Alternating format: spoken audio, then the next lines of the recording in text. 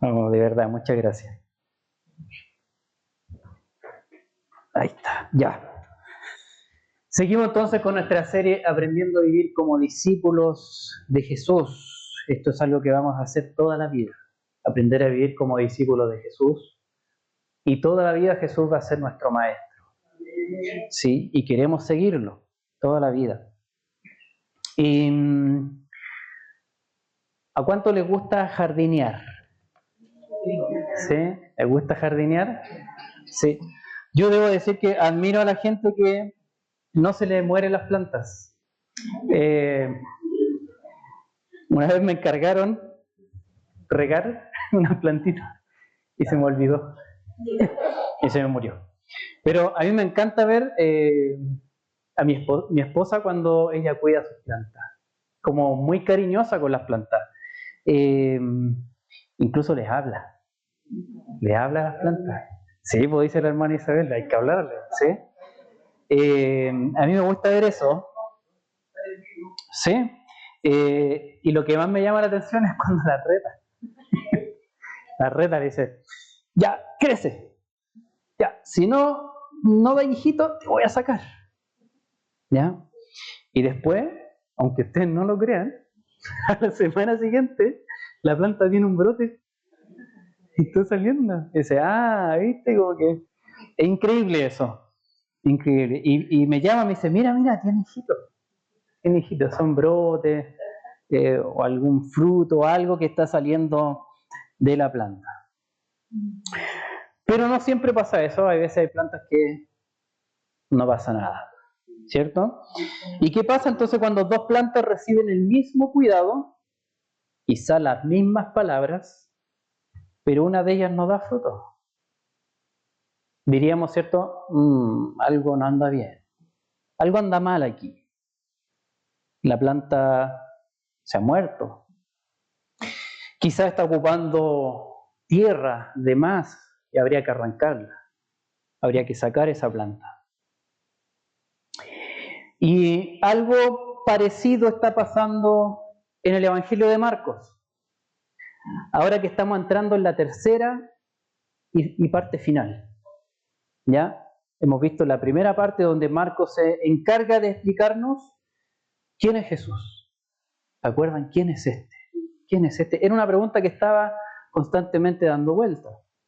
En la segunda parte, cuando Jesús y sus discípulos van hacia Jerusalén, se encarga de aclararnos de qué se trata el reino del Mesías y qué significa ser su discípulo, en consecuencia.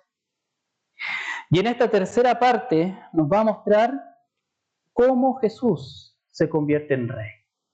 Cómo Jesús se convierte en rey. Y nos muestra al Mesías llegando a Jerusalén, por fin llegando a la ciudad conocida como la ciudad de David, la ciudad de los reyes de Israel. Y el Señor se presenta como el Señor de un campo, con una higuera. ¿Se fijaron? Había una higuera entre medio de estos relatos. Y la higuera representa al pueblo de Israel. Algunos profetas como Oseas, por ejemplo, describen a Israel como una higuera que daba frutos. Y el Mesías entonces viene a buscar frutos de esta higuera, de su pueblo. ¿Y cuáles son esos frutos? Eso es lo que vamos a ver hoy día. Los frutos que el Mesías busca son adoración, testimonio y perdón. Adoración, testimonio y perdón. Oremos al Señor. Padre, gracias por tu iglesia. Gracias porque lo que vivimos y experimentamos como iglesia es obra tuya y tu Espíritu Santo obrando en medio de nosotros. Y gracias por tu palabra también. Te pedimos, Señor, que ahora que la hemos leído, que tu palabra sea la que nos hable, Señor. Que tengamos corazones humildes y receptivos delante de ti, Señor. Queremos ser discípulos dispuestos a ser enseñados por ti. Háblanos, Señor, danos oídos para oír Y también te pido, Señor, que cubras mi indignidad, porque no estoy acá por ser mejor, simplemente es por tu gracia. Que tu gracia, Señor, nos ministre en la medida que expongo tu palabra. En el nombre de Jesús te lo pedimos, Señor. Amén. Amén. Entonces tenemos la primera escena. La primera escena, muy clásica de Semana Santa, ¿cierto? Nos recuerda un poco a Semana Santa. Jesús es recibido como rey en la ciudad de Jerusalén. Mantas y ramas. Hay una canción que dice palmas y algo así, ¿no? Es súper. Ustedes, por eso yo no estoy en el Ministerio de Alabanza. Nos recuerda esto. Las señales no son casualidad, no es que encontramos lo primero que pillamos y lo ponemos. Es la manera en que se recibía a alguien de alta dignidad, ¿ya? Como a un rey, por ejemplo. Seguramente los romanos estaban medio nerviosos con esta escena. Wow, ¿qué está pasando? ¿Ya? ¿Por qué reciben a este hombre como un rey? Los mantos simulaban una alfombra, como una alfombra roja, para recibir. Alguien muy importante. El pueblo entonces esperaba que Jesús fuera un rey, pero un rey de acuerdo a las expectativas del momento.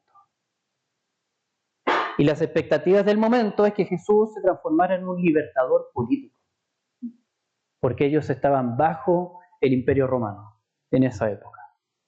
Y de hecho lo mencionan, fíjense el versículo 10. Versículo 10. Bendito el reino de nuestro padre David que viene. Y todo judío de la época sabía que David era un militar, un guerrero fuerte. Por lo tanto, la expectativa es, ok, aquí tenemos el nuevo David que va a vencer a Goliat, igual Roma. Lo va a destruir, lo va a derribar. Y nos va a dar esa libertad política que tanto anhelamos. Esa era la expectativa entonces del momento. Pero el Mesías viene a buscar frutos de adoración. Por eso es que una vez que es recibido, fíjese a dónde va, versículos 11. ¿A dónde fue? Al templo. Al templo, ¿cierto? El templo es el lugar de adoración. Podríamos decir que examina cómo está el corazón de la adoración de su pueblo en el templo. Quiere ver si hay verdadera adoración o no.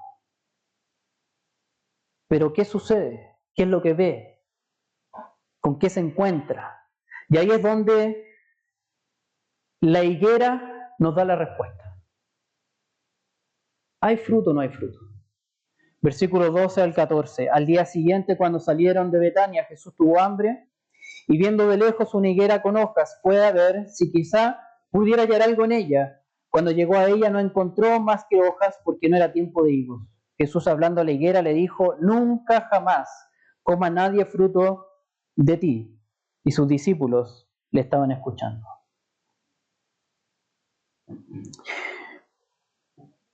Entonces estamos viendo a un pueblo quizá emocionalmente revolucionado. El Mesías, sí, ha llegado. Bendito el que viene en el nombre del Señor, recordando ese salmo que leímos al principio, un salmo mesiánico. Está aquí, lo recibimos como rey. Pero ¿qué tipo de rey? ¿Cuál es su expectativa frente a Jesús? ¿Hay verdadera adoración? Según lo que representa esta higuera, la respuesta sería no. No hay frutos. No hay adoración verdadera a Dios ni a su Mesías. El pueblo no se ha arrepentido de su pecado, ni ha creído en el Evangelio del reino de Dios que Jesús trae. Ellos están imaginando otro reino de Dios, quizá más político, que el reino de Dios que Jesús trae. Y esto es muy importante, queridos hermanos, porque podemos ser como el pueblo de Dios. Nosotros también.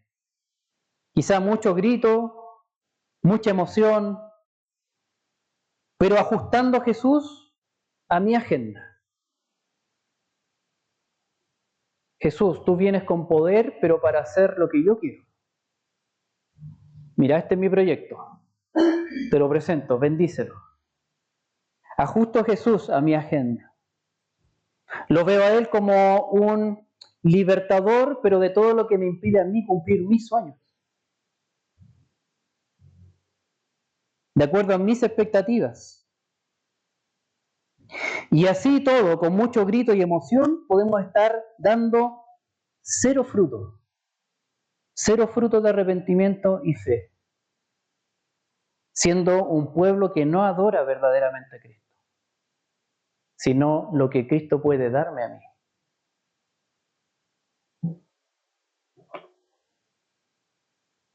Y encontramos ejemplos de esto no muy lejanos.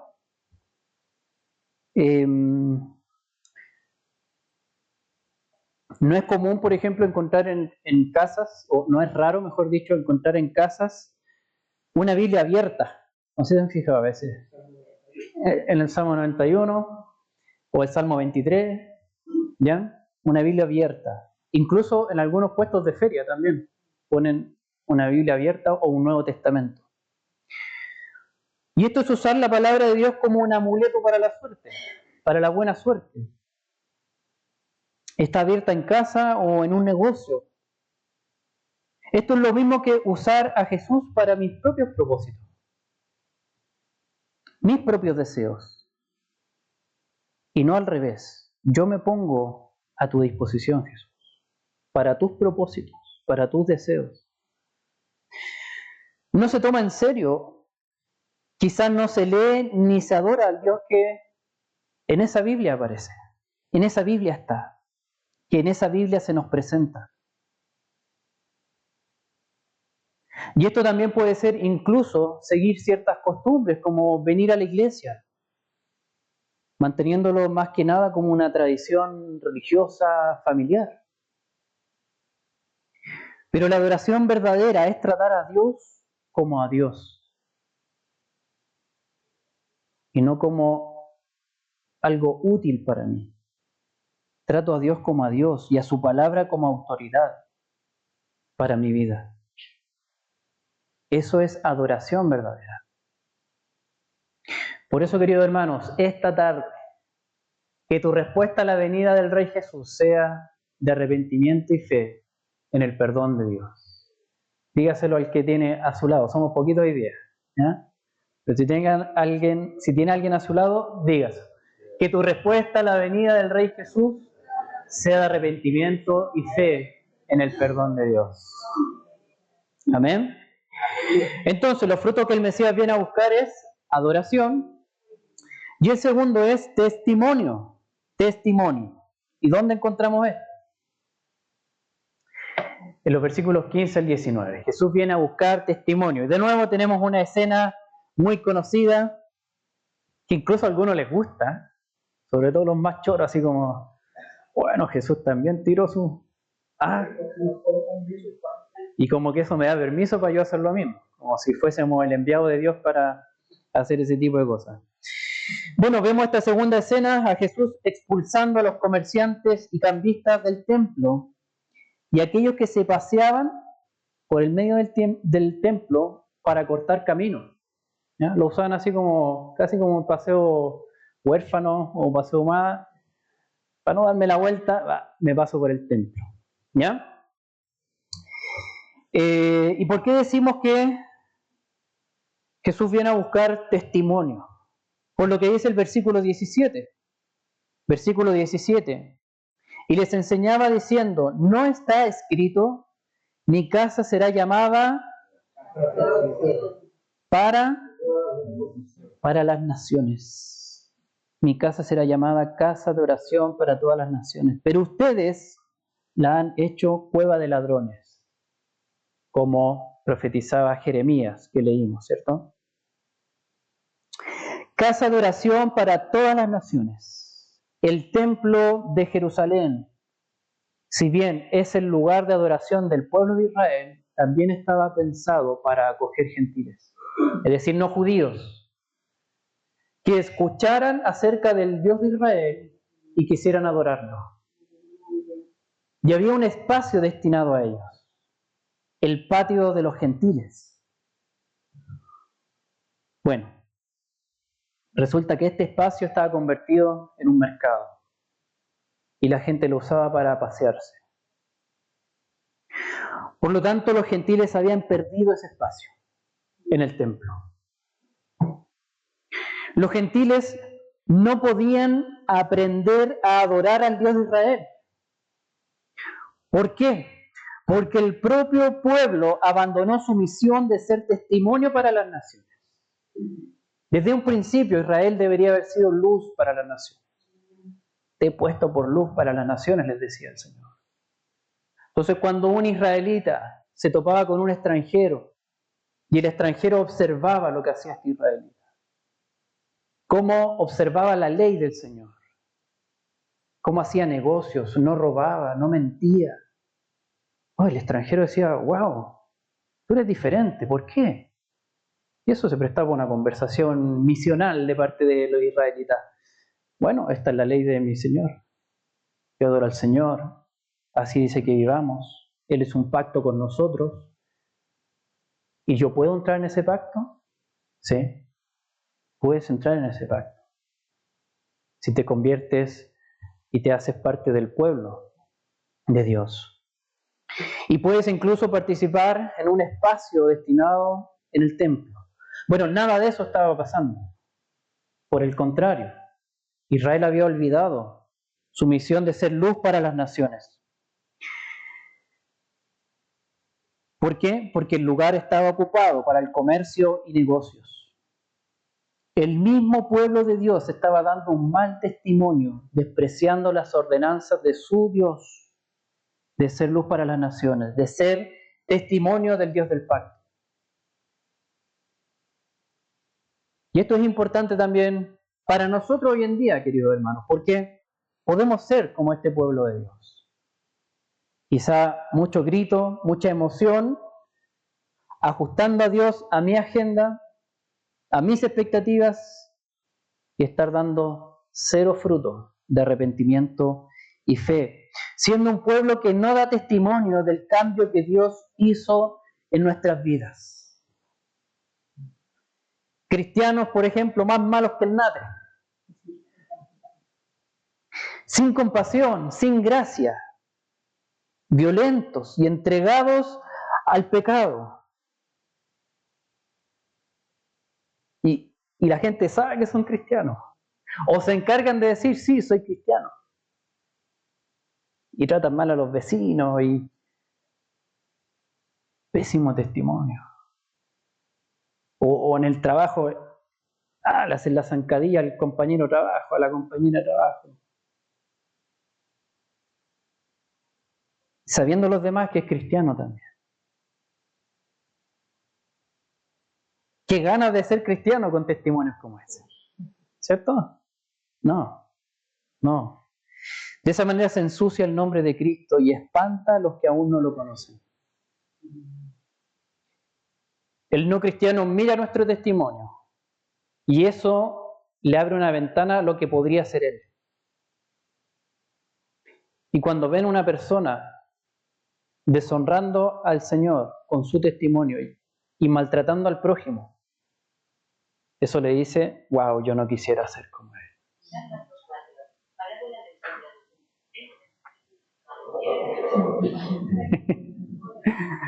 Tranquilo, hermano Chris.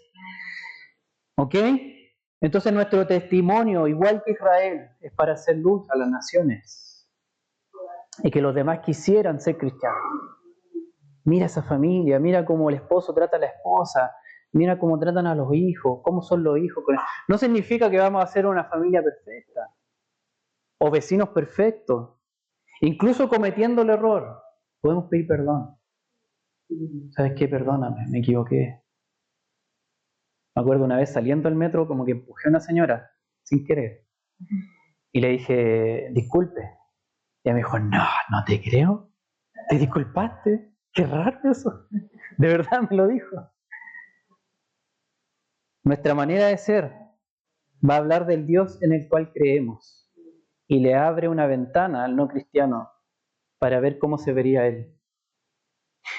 Entonces, ¿qué testimonio estamos dando?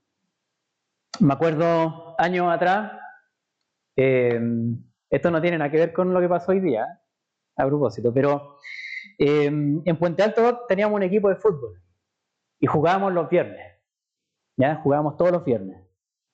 Y muchos de los que estábamos ahí éramos cristianos. De hecho, el arquero que ustedes ven allá es mi hermano, ¿ya? Éramos cristianos, la Ali chiquitita ahí. Pero otros, la mitad de los jugadores no eran cristianos. Y nosotros que organizábamos el partido, invitábamos. Cierto amor nos iba a ver a la cancha ahí. Invitábamos a ponernos en la mitad en el círculo de la mitad, y le explicábamos, bueno, nosotros somos cristianos, amigos, y queremos, antes de empezar el juego, orar. ¿Ya? Invitamos, no se sientan obligados, el que no quiera puede esperar al lado, pero si quieres estar, eres bienvenido. Y todos se quedaban ahí, nos abrazábamos así, y empezábamos a orar. ¿Ya? Orábamos. Y una vez, uno de los chicos que estaba ahí, que no era cristiano, dijo lo siguiente: oye, me gusta el espíritu que tienen. Me gusta el espíritu que tienen, la buena onda de amigos que se ven ustedes. Testimonio. Pero imagínate lo contrario. Oramos y después, ¡pa! Las patas, los garabatos, y de a la salida te espero. Cristianito, ¿cierto? Como decía un amigo pastor, en la cancha se ven los cristianos. ¿Sí? Y eso puede estar pasando también en el trabajo, donde saben que eres cristiano, en tu familia, en el barrio. Como decía el gran poeta Ricardo Arjona, de mi barrio la más religiosa era Doña Carlota. Hablaba del amor al prójimo y me ponchó 6 pelotas. Testimonio. Testimonio. Entonces, ¿hay frutos de testimonio en ti? ¿En tu familia? ¿En nuestra iglesia? ¿Hay frutos de eso? Querido hermano, digámosle ahora al del otro lado, ¿ya? Que tu respuesta a la venida del Rey Jesús sea de arrepentimiento y fe en el perdón de Dios. Que esa sea nuestra respuesta. Ok, entonces el Mesías viene a buscar frutos de adoración, testimonio y perdón.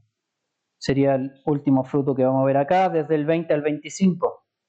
Y aquí nos encontramos con la tercera escena. ¿Ya? La tercera escena, de vuelta a la higuera. Ahora la higuera está seca, ¿cierto? Por la maldición que Jesús pronunció sobre ella. Y Jesús usa la higuera para dar un ejemplo de lo que estaba observando en su pueblo. Y lo que debería encontrar en él, pero no lo halló. Y esto lo vemos, versículos 21 y 22. Lo que debería encontrar en él, pero no lo halló. Entonces Pedro, acordándose, dijo a Jesús: Rabí, mira, la higuera que maldijiste se ha secado. Y aquí Jesús hace la asociación inmediatamente. Y Jesús respondió: tengan fe. Tengan fe en Dios, sí, tengan fe en Dios. Eso es lo que venía a buscar. Fe en Dios. Pero tomándolo en serio. No ajustando su reino a mi expectativa. Tomándose en serio el ser luz para las naciones, para que los gentiles conocieran a este Dios. Y eso no lo estaba encontrando. Y eso representa esta higuera seca, sin frutos. El pueblo de Dios no tenía fe en Dios, por eso no daba frutos. Pero, gracias Señor, que no se queda ahí, nos sigue mostrando. Versículos 23 y 24. Y Jesús respondió: En verdad les digo que cualquiera que diga a este monte, quítate y arrójate al mar, y no dude en su corazón, sino crea que lo que dice va a suceder, le será concedido. Es una muestra de fe en Dios lo que está presentando ahí. Ahora los montes representan en el lenguaje bíblico obstáculos. Obstáculos en la vida espiritual. Hay un monte. El camino no está allanado. Algo está ahí, frenando. Podríamos decir que es aquello que nos impide dar frutos de una vida renovada por el Evangelio. Algo está frenando que el pueblo no dé frutos. Y Jesús está haciendo un llamado a la fe. Tengan fe en Dios y vayan a la oración. Oren al Señor, presentando sus montes quizás. Esto tengo que me impide dar fruto, quizás mi carácter. Me encantaría ser un mejor testimonio para mi familia, mis vecinos. Pero es como mi monte ahí. Y te pido que tú lo muevas. Muévelo.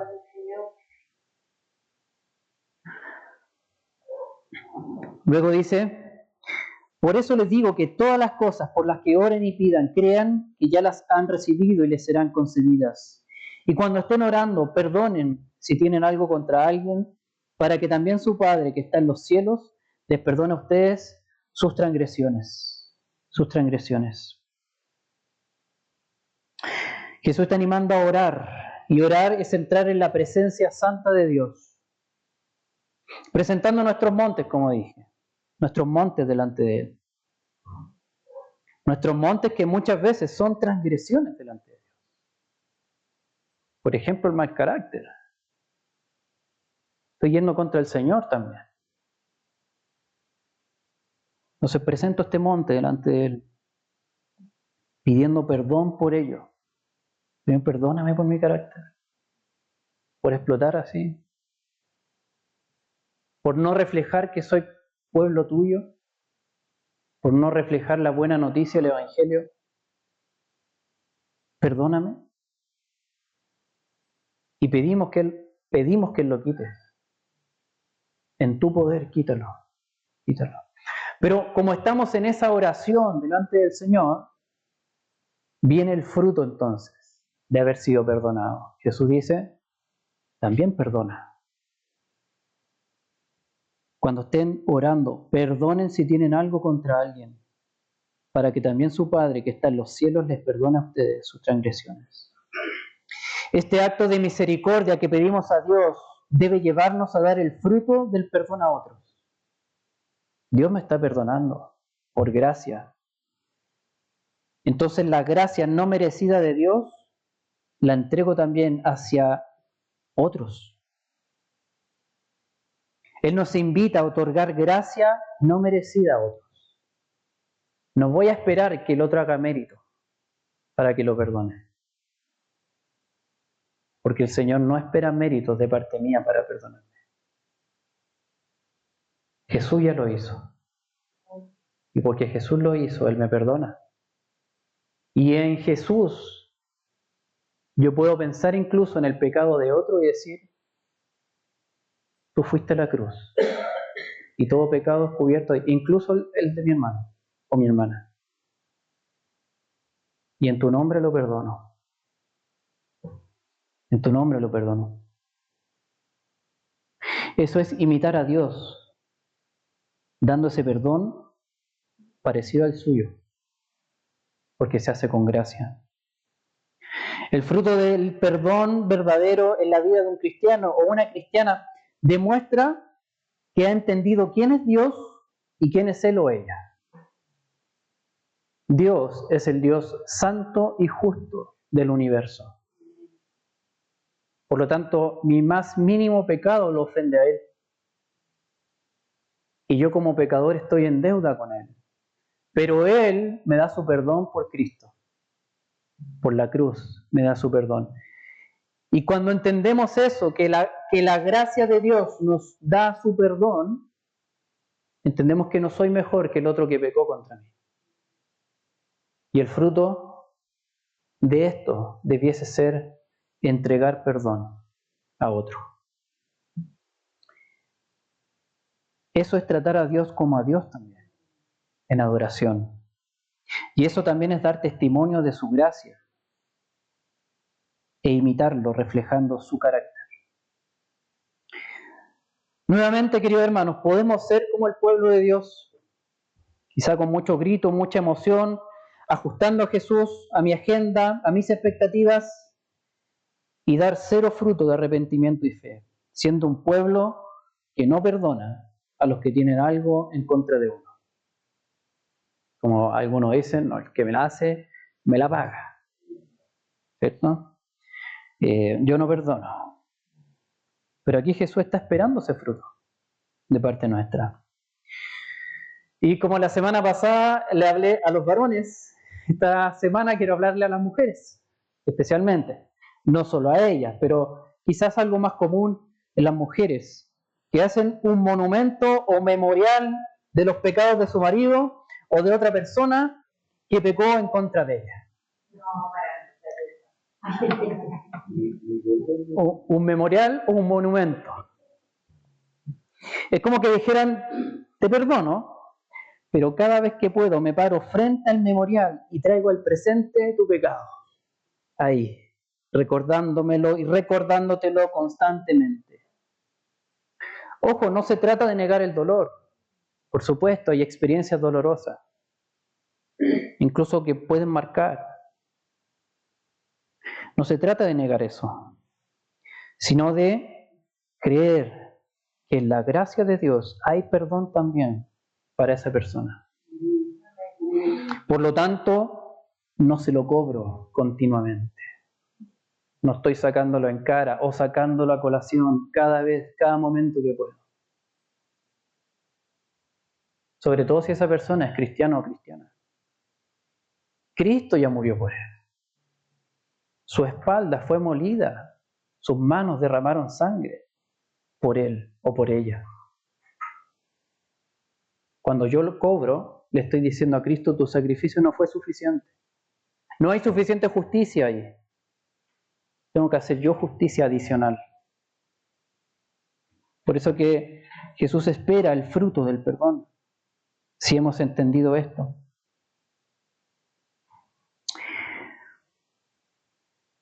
Me encanta, una vez vi una explicación de lo que significaba perdonar. Y creo que refleja muy bien lo que es la gracia de Dios.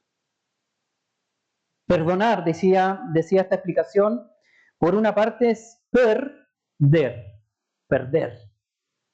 Uno está dispuesto a perder. ¿Perder qué cosa? Perder, por ejemplo, tomar venganza. No voy a tomar venganza, lo suelto, pierdo eso. O hacer mi propia justicia, pierdo eso, lo pierdo. Creyendo, como dice el Señor, que Él es juez justo.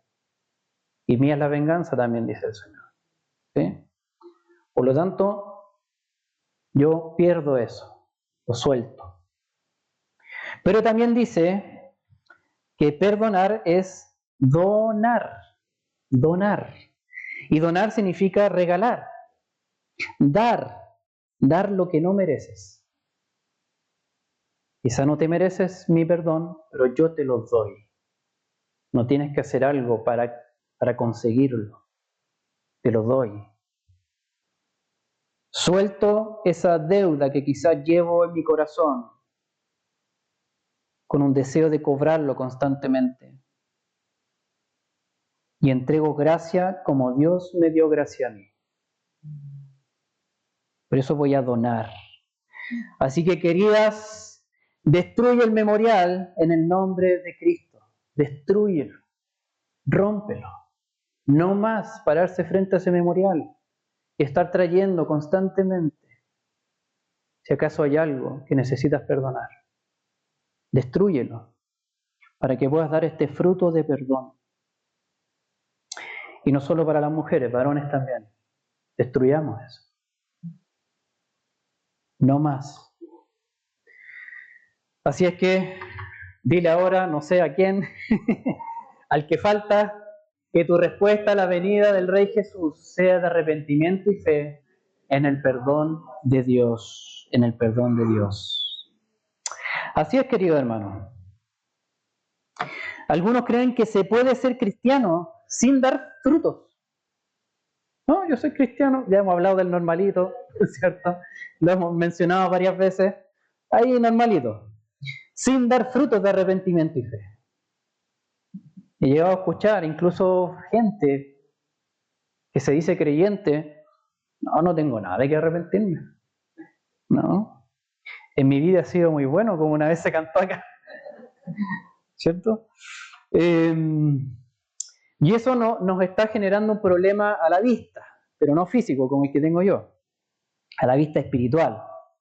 Porque o estoy viendo el problema del pecado como algo muy chico, bueno, si todos lo hacen, Dios no se va a ofender por eso, pero olvidamos que Él es santo y justo. O estamos viendo nuestro pecado muy chico, o vemos la santidad de Dios muy chica, casi como un igual. Bueno, si Él sabe, ¿cierto? Tú sabes, ¿no? No. Estamos viviendo en el universo creado por Dios, que Él gobierna, y Él es santo y justo. Pero el arrepentimiento nos abre una puerta hacia la gracia. Cuando en humildad reconocemos nuestro pecado, el Señor extiende sus brazos con gracia para recibir al pecador que humildemente se arrepiente. Cuando nos negamos a arrepentirnos, le estamos diciendo al Señor, no quiero tu gracia, yo puedo solo y te voy a mostrar en mi justicia el día que tú me juzgues. El Señor dice, ok, este es mi estándar, Jesucristo, mi Hijo amado. ¿Llegas a Él? Creo que todos podemos decir, no llego a Él. Por lo tanto, necesito tu gracia. Y el arrepentimiento es eso. Nos abre esa puerta. Los brazos de Dios se extienden para recibir al pecador que humildemente se arrepiente y anhela una conversión, anhela ser transformado, ser cada vez más parecido a Jesús, como discípulo que lo sigue a Él. Queridos hermanos, Dios se propuso hacer de ti un discípulo o discípula de Jesús que dé frutos. Su obra no es sin frutos. Su obra no es sin frutos. El Espíritu Santo nos enseña por medio del Evangelio de Marcos que no dar frutos, si acaso estás en eso, debo advertir, no dar frutos es señal de estar bajo maldición pronunciada por Jesús. Si tú has dicho, soy cristiano, pero hago mi vida como cualquier no cristiano, sin ningún fruto, eso no es buena noticia. Por el contrario, es mala noticia, según lo que hemos visto en este texto. Significa no estar dentro del reino de Dios como un discípulo de Jesús que le recibe como su Mesías, con un corazón que le adora realmente, que trata de ser testimonio para los que no le conocen y que practica el perdón, así como Dios se lo otorga. ¿Cómo podríamos llevar a la práctica esto? Bueno, hay algunas maneras. Y es lo que vemos en el versículo 6. Versículo 6. Ellos les respondieron tal como Jesús les había dicho y les dieron permiso. Los discípulos escucharon una instrucción de Jesús. Vayan a tal lugar, pidan el burrito, digan esto y me lo traen. Yo imagino a los discípulos, chuta, todo lo que Él dice se va a cumplir. Si no se cumple, estamos en problemas. Fueron por fe y obedecieron y todo sucedió tal como Jesús se los dijo. Hermanos, Dios tiene un conocimiento sobrenatural. Por lo tanto, si nos guía con su palabra, créeme que lo hace con un mayor conocimiento que el que nosotros tenemos. Como que nos dijera, yo sé por qué te lo digo. Yo sé por qué te lo digo. Esto va a pasar, esto. Entonces, ¿cómo podemos poner en práctica? Si escuchamos su palabra, recibámosla con fe y obedezcamos. Vamos en obediencia. Otra forma es lo que dice el versículo 17. Versículo 17. Exhortando a Jesús: no está escrito mi casa será llamada casa de oración para todas las naciones, pero ustedes la han hecho cueva de ladrones. El pueblo del pacto de Dios, el pueblo que había recibido la gracia de Dios, estaba abusando de esa gracia, descaradamente. Quizá algunos de nosotros también hemos hecho algo similar. Nos decimos, bueno, no importa. Y hacemos cosas que sabemos que a Dios no le gustan. Una vez escuché a alguien así, bueno, si después oro y me arrepiento y estamos bien. Como con calculadora, así como... Eso es como querer manipular a Dios. Como dice ese mensaje, la gracia no es licencia para pecar, la gracia es la solución para el pecado. Cuando recibimos la gracia de salvación, nunca queda sola esa gracia. Esa gracia empieza a producir frutos de arrepentimiento y fe, y empieza a trabajar en nosotros para que podamos decirle no al pecado. Así que arrepiéntete si has abusado de la gracia de Dios. Y la tercera forma es como dice el versículo 25. Y cuando estén orando, perdonen si tienen algo contra alguien, para que también su Padre que está en los cielos les perdone a ustedes sus transgresiones. Pon en práctica el auténtico perdón de corazón. Pongámoslo en práctica. Entregando el perdón al Señor. Sé que puede ser muy difícil a veces. Muy difícil. Pero la gracia y el Espíritu Santo nos dan el poder para poder hacerlo. Y se lo entregamos a Él. Quizá todo lo que está en el corazón, anhelos de justicia no satisfechos, miremos al Señor. Él es justo. Y en la cruz se hizo justicia. Y podemos cargarlo ahí. Ahí está mi anhelo de justicia. Ahí está. Lo entrego. Y por eso puedo perdonar a otra persona. Perder y donar. Pierdo el deseo de cobrar venganza. Y dono de gracia lo que de gracia he recibido. Pongamos en práctica el auténtico perdón de corazón entonces. Para ir terminando, me encanta cómo Jesús, versículo 25, y esto no pasa muchas veces en el Evangelio de Marcos, solamente 3 veces se refiere a Dios de esta manera. ¿Se fijaron? Versículo 25. ¿Cómo se refiere a Dios? Vuestro Padre. Vuestro Padre, su Padre. Oh, me encanta. Gracias, Señor. Jesús nos recuerda el nuevo trato que por la fe en Él tenemos con Dios. Vuestro Padre. Su relación de su Padre contigo, hijo, hija de Dios. Muchas veces lo que nos sucede para dar frutos se debe a olvidar nuestra verdadera identidad. ¿Quiénes somos? Y usamos y nos ponemos identidades que no nos corresponden. Cuando maltratamos a otro, quizá no hemos puesto la identidad del hombre fuerte. Aquí estoy yo. Y tengo que hacer valer mi identidad. O la mujer fuerte. Aquí estoy yo. Y me visto de una identidad que no es la que el Evangelio me ha dado. Por eso Jesús termina acá. Y pocas veces sucede en el Evangelio de Marcos. Diciéndoles vuestro Padre, su Padre. Ese es el nuevo trato que hay por la fe en Él. ¿Y esa es tu verdadera identidad? Esa es la relación que tenemos con Dios como Padre. Y esto me hace pensar en un video que hay en redes sociales, no sé si alguno lo ha visto, muy tierno, simpático. Una niñita que lloraba y le decía a su madre: no me sé portar bien, enséñeme.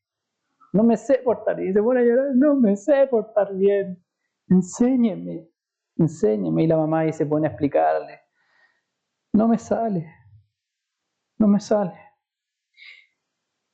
Y esta tarde podemos hacer lo mismo con el Señor, si acaso no estamos dando fruto. Porque Jesús nos recuerda: es tu Padre, es nuestro Padre. Podemos volvernos a Dios como el hijo o hija que somos y que llora arrepentido porque no sabe dar frutos de adoración verdadera, porque no sabe dar frutos de testimonio de vida cristiana y de perdón a otros.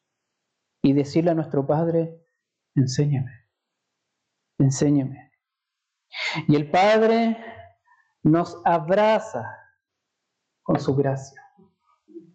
Nos abraza con su gracia para perdonarnos y darnos su poder en el Espíritu Santo para hacerlo. Queridos, es por eso que envió a su Hijo. Es por eso que envió al Rey Jesús para morir en la cruz y vencer nuestro pecado allí. ¿Cómo vas a responder entonces a la venida del Mesías? Que tu respuesta a la venida del Rey Jesús sea de arrepentimiento y fe en el perdón de Dios. Oremos al Señor. Oh Señor, te damos tantas gracias por enviar a Jesús. Gracias porque podemos venir a ti como hijos, hijas, muy amados, Señor, a pesar de nuestra escasez de frutos, a pesar de que no nos sale, Señor. Tú nos recibes con brazos abiertos a todo aquel que se arrepiente y llora por su pecado. Oh Señor, en esta tarde te pido, Señor, que tu iglesia sienta tu abrazo de Padre, consolando al pecador arrepentido, aquel que ha mirado su corazón